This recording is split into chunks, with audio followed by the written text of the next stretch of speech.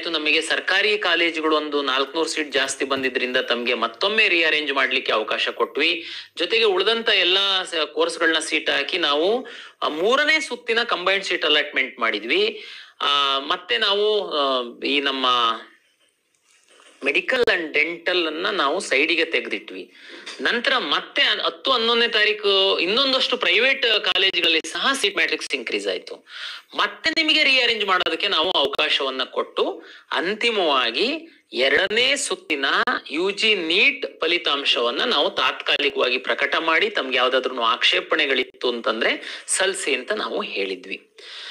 21ನೇ ತಾರೀಕು 5:30 ತನಕ ಕಳಿಸೋದಕ್ಕೆ ಹೇಳಿದ್ವಿ. ಯಾವುದೇ ನಮಗೆ ಮೇಜರ್ ಅಂತ ಯಾವುದೇ ಆಕ್ಷೇಪಣೆಗಳು ಬಂದಿಲ್ಲ. ನಾವು ಯಾಕೆ ಕ್ವಿಟ್ ಆಪ್ಷನ್ ತಕ್ಷಣ ಕೊಡ್ಲಿಲ್ಲ ಅಂತಂದ್ರೆ ಅಕಸ್ಮಾತ್ ಏನಾದ್ರು ತಾಂತ್ರಿಕವಾಗಿ ನಮ್ಮಿಂದ ಏನಾದ್ರು ಮಿಸ್ಟೇಕ್ ಆಗಿದ್ರೆ ಸರಿ ಮಾಡ್ಕೊಳ್ಳುವಂತದ್ದಕ್ಕೊಂದು ಅವಕಾಶ ಇರ್ಲಿ ಅಂತ. ಎನಿವೇ ನಮಗೆ ಯಾವುದೇ ಮೇಜರ್ ಅಬ್ಜೆಕ್ಷನ್ಸ್ ಏನು ನಮಗೆ ಬಂದಿಲ್ಲ. ಹಾಗಾಗಿ 22/9/2025 ಪೂರ್ತಿ ದಿವಸ ನಾವು ನಿಮ್ಗೆ quit free exit quit option ಅನ್ನ ಕೊಡ್ತಾ ಇದ್ದೀವಿ. ಯಾರಿಗೆ ಕ್ವಿಟ್ ಆಪ್ಷನ್ಸ್ ಇದೆ?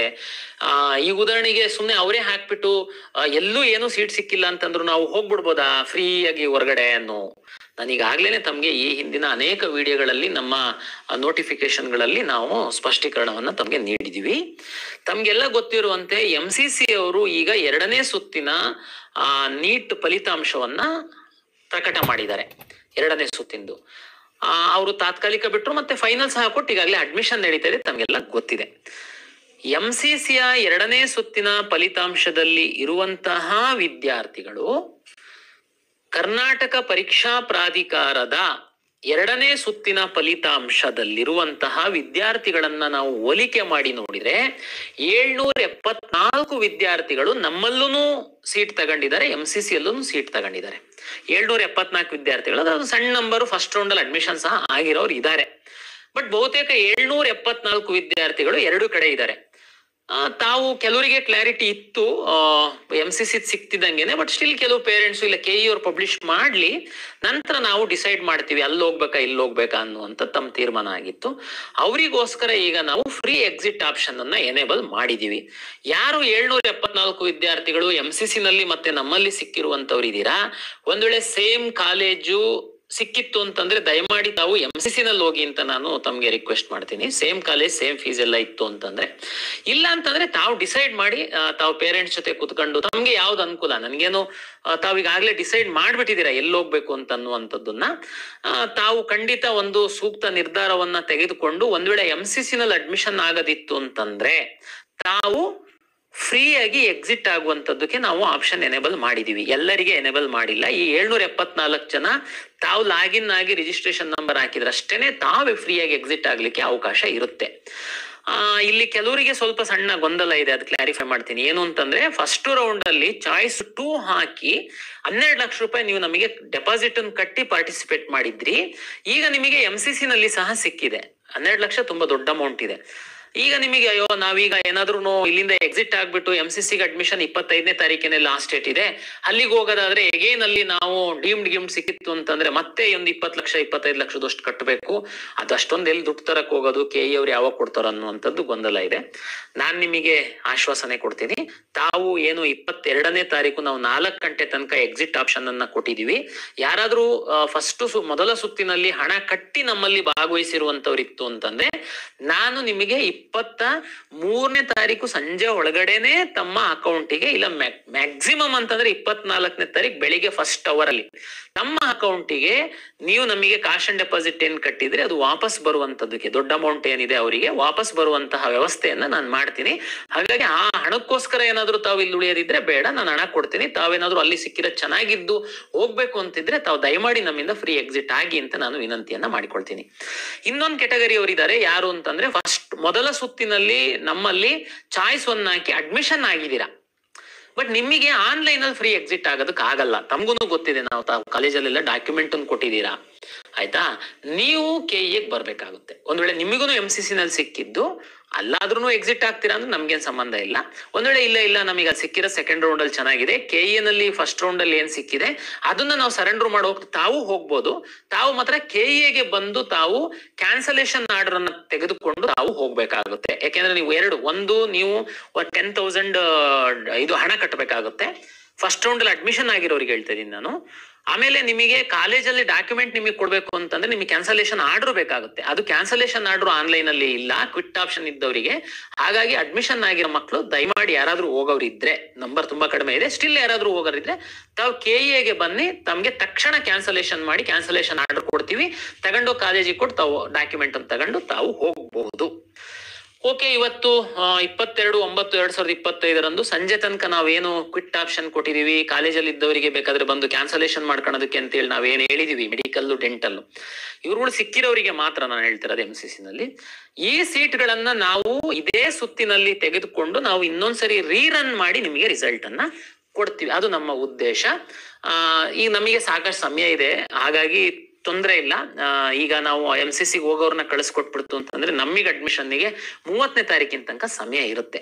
ಹಾಗಾಗಿ ಏನ್ ಚಿಂತೆ ಮಾಡೋದ್ ಬೇಕಾಗಿಲ್ಲ. ಬಟ್ ಆದ್ರೆ ಇವತ್ 4 ಗಂಟೆ ತನಕ ಇರುವಂತ ಸಮಯನ ಸದುಪಯೋಗ ಪಡಿಸ್ಕೊಳ್ಳಿ. ನಾವೆಲ್ಲರಿಗೂ ವಾಟ್ಸಪ್ SMS ಸಹ ಕಳಿಸ್ತಾ ಇದೀವಿ.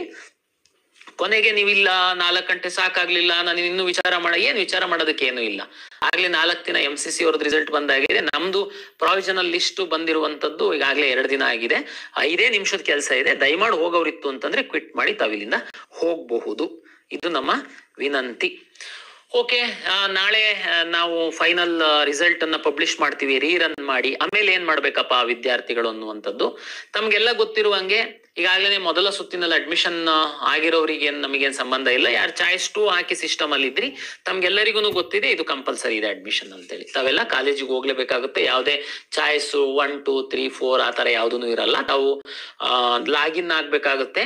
ಚಲನ್ ಡೌನ್ಲೋಡ್ ಮಾಡ್ಕೊಳ್ಬಹುದು. ಸ್ಮಾಲ್ ಅಮೌಂಟ್ ಏನಾದ್ರು ಗೌರ್ಮೆಂಟ್ ಕಾಲೇಜಿಂದ ಇತ್ತು ಅಂತಂದ್ರೆ ತಾವು ಆನ್ಲೈನ್ ಅಲ್ಲಿ ಸಹ ಪೇಮೆಂಟ್ ಅನ್ನ ಕಟ್ಟಬಹುದು. ಕಟ್ಟಿ ಸೀಟ್ ಕನ್ಫರ್ಮೇಶನ್ ಸ್ಲಿಪ್ ಅಂತೇಳಿ ನಾವು ಕೊಡ್ತೀವಿ, ಡೌನ್ಲೋಡ್ ಮಾಡ್ಕೊಳ್ಬೇಕಾಗತ್ತೆ. ತಾವು ಫೀಸ್ ಕಟ್ಟಿದ ನಂತರ ಸೀಟ್ ಕನ್ಫರ್ಮೇಶನ್ ಸ್ಲಿಪ್ ತೆಗೆದುಕೊಂಡು ತಾವು ಕಾಲೇಜಿಗೆ ಹೋಗ್ಬೇಕಾಗತ್ತೆ. ಕಾಲೇಜಿಗೆ ಹೋಗುವಂತ ತಮ್ಗೆಲ್ಲ ಗೊತ್ತಿದೆ. ಈಗ ನಾವು ಫೇಸ್ ರೆಕಗ್ನೈಸ್ ಮಾಡಿ ಲಾಗಿನ್ ಓಪನ್ ಆಗುವಂತದ್ದು ಮತ್ತೆ ಮೊಬೈಲ್ ನಂಬರಿಗೆ OTP ಬರುವಂತದ್ದು ಹಿನ್ನೆಲೆಯಲ್ಲಿ ಕ್ಯಾಂಡಿಡೇಟೇನೆ ಕಾಲೇಜಿಗೆ ಹೋಗ್ಬೇಕಾಗುತ್ತೆ.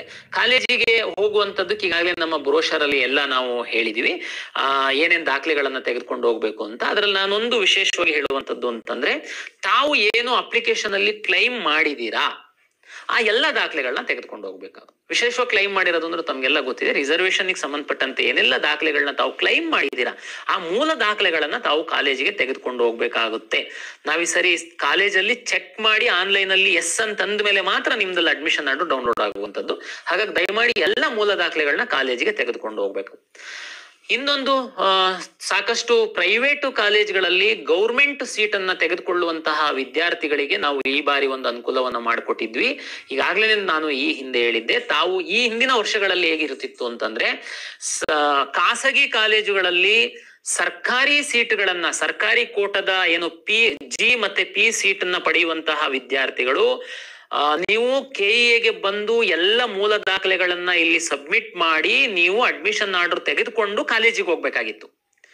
ಅದು ತುಂಬಾ ಕಷ್ಟ ಆಗ್ತಾ ಇತ್ತು ವಿದ್ಯಾರ್ಥಿಗಳಿಗೆ. ಅದಕ್ಕೆ ನಾವು ಕಾಲೇಜವರಿಗೆ ಸೂಕ್ತ ತರಬೇತಿಯನ್ನ ಕೊಟ್ಟು ನೀವುಗಳು ಆನ್ಲೈನ್ ಅಲ್ಲಿ ಫೀಸ್ ಕಟ್ಟಿ ಸೀಟ್ ಕನ್ಫರ್ಮೇಶನ್ ಸ್ಲಿಪ್ ಡೌನ್ಲೋಡ್ ಮಾಡ್ಕೊಂಡು ಖಾಸಗಿ ಕಾಲೇಜಿನಲ್ಲಿ ಪಡೆದಿರುವಂತಹ G ಮತ್ತೆ P ಸೀಟಿನ ವಿದ್ಯಾರ್ಥಿಗಳೂ ಸಹ ನೇರವಾಗಿ ಕಾಲೇಜಿಗೆ ಹೋಗಿ ಅಡ್ಮಿಷನ್ ಆಗುವಂತದ್ದಕ್ಕೆ ನಾವು ತಿಳಿಸ್ತಾ ಇದ್ವಿ. ತಾವ್ಯಾರು KEAಗೆ ಬಂದು ಸಮಯ ವ್ಯರ್ಥ ಮಾಡುವಂತಹ ಅಗತ್ಯ ಇರಲ್ಲ. ತಾವು ನೇರವಾಗಿ ಕಾಲೇಜಿಗೆ ಹೋಗಿ ಅಂತನ್ನುವಂಥದ್ದು ನನ್ನ ವಿನಂತಿ. ಇದು 2ನೇ ಸುತ್ತಿನ ಮೆಡಿಕಲ್ ಡೆಂಟಲ್ ಹಾಗೂ 3ನೇ ಸುತ್ತಿನ ಆಯುಷ್ಗೆ ಸಂಬಂಧಪಟ್ಟಂತಹ ಸೀಟುಗಳ ಒಂದು ಹಂಚಿಕೆ ಅಂತಿಮ ಫಲಿತಾಂಶ ಹಾಗೂ ಅಡ್ಮಿಷನ್ಗೆ ಸಂಬಂಧಪಟ್ಟಂತೆ ನಾನು ವಿವರಿಸಿದ್ದೀನಿ. ಅಂತಿಮವಾಗಿ ತಮ್ಗೆಲ್ಲ ಗೊತ್ತಿದೆ, ನೆಕ್ಸ್ಟ್ ನಾವು ಮಾಪಪ್ ಸುತ್ತು 3ನೇ ಸುತ್ತದು ಮಾಪಪ್ ಸುತ್ತನ್ನ ನಡೆಸುವಂತ ತಮ್ಗೆಲ್ಲರಿಗೂ ಗೊತ್ತಿದೆ. ಈಗಾಗಲೇ ನಾವು ಸಿದ್ಧತೆಯನ್ನ ಮಾಡಿಕೊಳ್ಬೇಕಾಗುತ್ತೆ.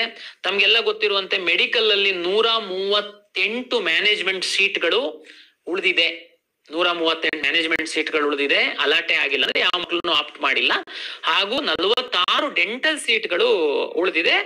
ಹಾಗಾಗಿ ಈ ಒಂದು ಸೀಟ್ಗಳಿಗೆ ಈಗ ಇರುವಂತವ್ರು ಯಾರು ನಮ್ಮ ಸಿಸ್ಟಮ್ ಒಳಗಡೆ ಇರುವಂತವ್ರು ಯಾವುದೂ ಸೀಟ್ ಸಿಕ್ಕಿಲ್ದಿರುವಂತವ್ರು ಭಾಗವಹಿಸುವಂತದ್ದಕ್ಕೆ ಅವಕಾಶ ಇದೆ.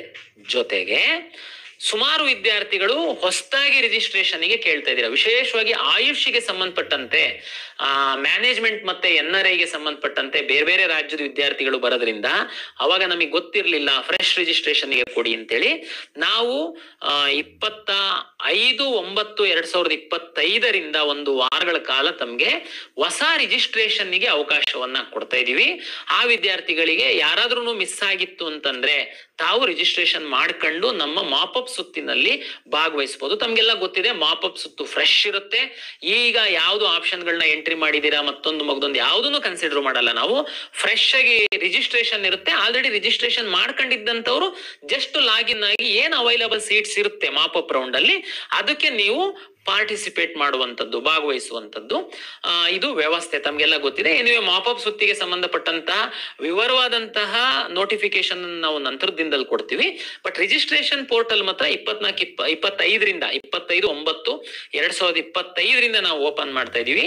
ಇಲ್ಲಿವರೆಗೆ ಯಾರು ಹಾಕ್ದಿಲ್ದಿರುವಂತವ್ರು ತಾವು ರಿಜಿಸ್ಟ್ರೇಷನ್ ಮಾಡ್ಕೊಳ್ಬಹುದು ಮಾಪಪ್ ಸುತ್ತಿಗೋಸ್ಕರ ಅಂತ ತಮ್ಗೆ ತಿಳಿಸ್ತೀನಿ.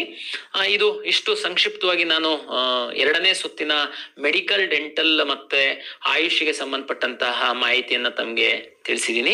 ತಾವು ದಯಮಾಡಿ ಒಂದು ನಿಗದಿಪಡಿಸಿರುವಂತಹ ಸಮಯದಲ್ಲಿ ಎಲ್ಲ ಕೆಲಸಗಳನ್ನ ಮಾಡ್ಕೊಳ್ಳಿ ಅಂತೇಳಿ ನಾನು ವಿನಂತಿಯನ್ನ ಮಾಡಿಕೊಳ್ತಾ